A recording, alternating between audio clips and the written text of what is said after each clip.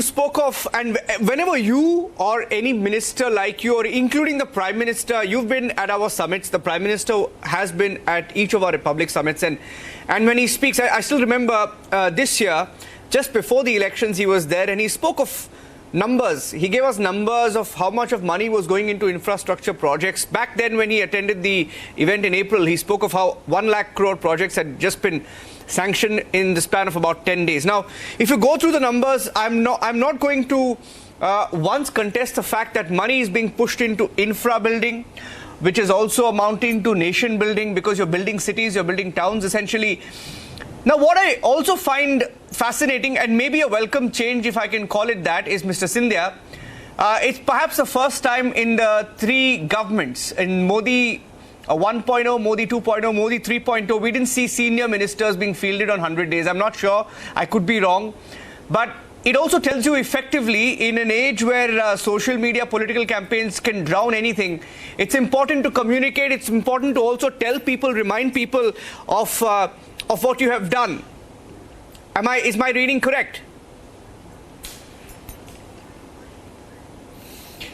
Niranjan, you're absolutely right. And let me say this, that even in my last stint as Minister of Civil Aviation and Steel, I did report back to all of you and through all of you to the people of India in terms of the targets that had been set by the Prime Minister for our department and what we had achieved in the first 100 days.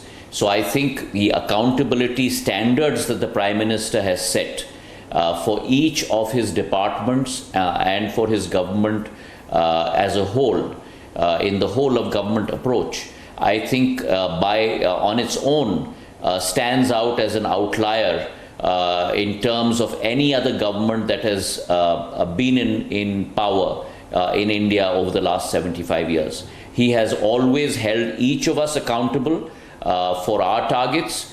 He has held himself accountable, and when a leader holds himself accountable, then the trust of the people in that leader grows manifold when delivery happens, when action happens on the ground. And that is the difference between a NDA-led government of Prime Minister Modi and the opposition parties that mouth tremendous voices and tremendous promises, but actual delivery is yet to be seen on the ground. And there's a great chasm between what is committed and what actually is delivered. So on the one hand, you have a leader that undercommits and over-delivers, and on the other hand, you have opposition parties that overcommit and under-deliver.